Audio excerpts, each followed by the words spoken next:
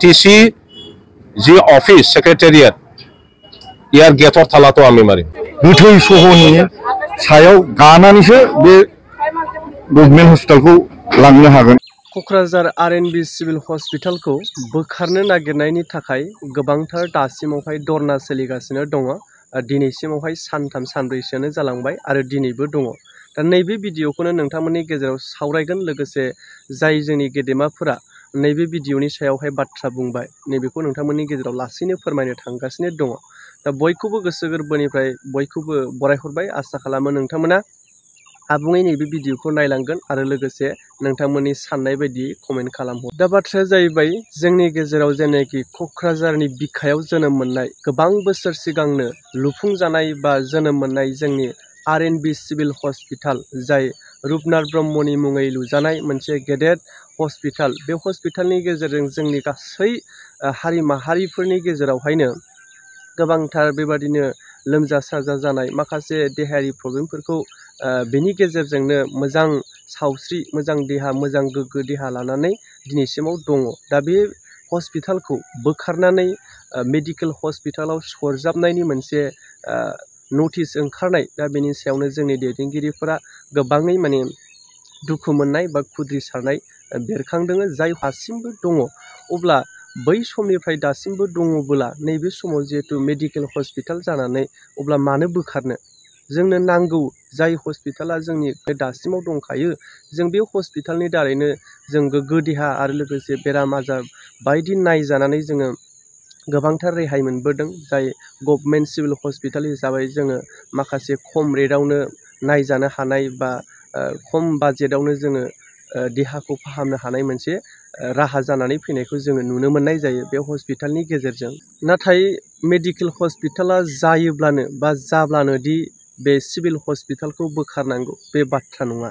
दा बेनि गेजेरावहायनो जोंनि गोबांथार दैदेनगिरिफोरा दासिमावहाय बाहागो लायै लायै धरना हाबाफारियाव बाहागो लाबोगासिनो दङ। बेनि गेजेरावनो जोङो माहारियारि फरायसा आफाद आरो लोगोसे गोबां जोंनि पलिटिसियान दैदेनगिरिफोरखौबो बाहागो लानायखौ नैबे धरना हाबाफारियाव नुनो मोननाय जादों। दा बेवहायनो जोंहा मानगोनां बारग' डिपुटि चिफ खाम्फा बरगयारि बिथां सारा मैयानि समाव बाहागो लानानै गोख्रोङै बाथ्रा बुंदों जे दिनैनि गेजेरावहाय बा दिनैनि समाव 10 बाजिसेयावहाय जायनाखि क'क्राझार सिभिल हस्पिटालनिफ्राय लानानै डिसि अफिससिम मोनसे रेलि खालामनाय जागोन, हानजा सुरनाय, आरो बेखौबो गनायाब्ला मा खालामगोन?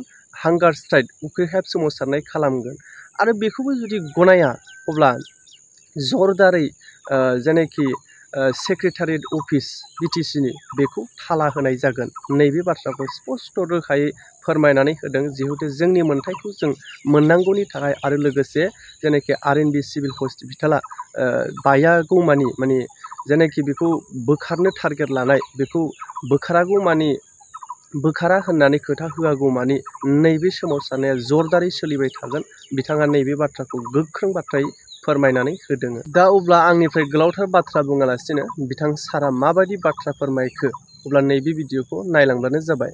আজি ভাৰতৰ লগত আছে আৰু অসমৰ লগত আছে, নহলে আমি আজি বাংলাদেশৰ সিটিজেন হলো হয়।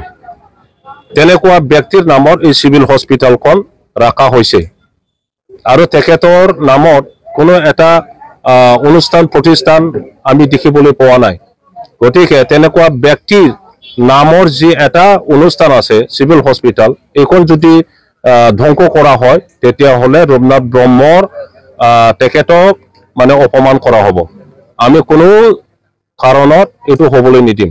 মেডিকেল কলেজটো ভালকৈ হওক আৰু সিভিল হস্পিটালখনত থাকিব লাগে।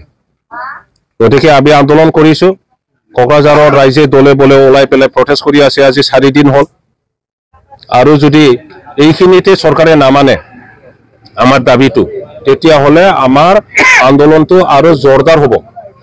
কালিৰ পৰা আমি প্ৰত্যেক কোকৰাঝাৰ টাউনৰ ৰাস্তা দি খোজকাঢ়ি আমি প্ৰটেষ্ট কৰিম, আমি ৰেলী কৰিম। ইয়াতো যদি নামানে তেতিয়াহ'লে আমি আকৌ হাংগাৰ ষ্ট্ৰাইক প্ৰগ্ৰাম ল'ম আৰু যদি প্ৰয়োজন হয় বিটিচি যি অফিস সেক্রেটারিয়েট ইয়ার গেটৰ থালাটো আমি মাৰিম। কাৰণ এই বিটিচি নেতাবিলাকে নুবুজে তেখেতসকলে মেডিকেল কলেজ বনোৱা নাই। আমি মেডিকেল কলেজ বনাইছো। BPF চৰকাৰৰ দিনৰ হাগ্ৰামা মহিলাৰীৰ নেতৃত্বত মেডিকেল কলেজ স্থাপন হৈছে কোকৰাঝাৰত। আমি কোনোদিন কোৱা নাই যে মেডিকেল কলেজ স্থাপন হ'ল সিভিল হস্পিটালখন নাইকিয়া হ'ব লাগে। এই সিভিল হস্পিটালখন আৰু থাকিব নোৱাৰে, এইটো আমাৰ সিদ্ধান্তত নাই, আমাৰ উদ্দেশ্যত নাই। সিভিল হস্পিটাল বেলেগ আৰু মেডিকেল কলেজ বেলেগ। আজি চৰকাৰে কিবা এটা কাৰণত য'ত মেডিকেল কলেজ স্থাপন হয় তাতে সিভিল হস্পিটাল নাথাকিব বুলি কিবা যদি সিদ্ধান্ত লৈছে, আপোনালোকে সেই সিদ্ধান্ত সলনি কৰক। मानो होनब्ला बे मेडिकेल कलेजा आलादा बाजेटजों जानाय, जोंनि सिभिल हस्पिटाला आलादा बाजेटजों जानाय। दा मोननैबो आलादा आलादा गभर्नमेन्टनि एन्टिटी, दा मोननैबो थानांगौ जोंनि क'क्राझाराव। दा मेडिकेल कलेजाबो थानांगौ, सिभिल हस्पिटालाबो थानांगौ। ओंखायनो जुदि बिसोर मोननैखौ मार्ज आप खालामोबा बहुत गिदिर मोनसे स्केम जागोन होननानै जोङो सानो। आरो क'क्राझार सिभिल हस्पिटाला रुपनाथ ब्रह्मनि मोनसे जारिमिनजों सिगनिफिकेन्स गोनां, हिस्ट'रिकेल सिगनिफिकेन्स गोनां। दा जोंहा मोनसे बर'नि सेन्टिमेन्ट दं बे सिभिल हस्पिटालजों। दा बे सिभिल हस्पिटाला जुदि थाङोब्ला जों बर' स्टुडेन्टसफोरनि गोथै सह'नि सायाव गानानैसो बे गभर्नमेन्ट हस्पिटालखौ लांनो हागोन। जों बेखौ डिमान्ड खालामो जे बेखौ मालाबाबो गभर्नमेन्टआ लांनो मोना आरो जों बेखौ लांनो होआ।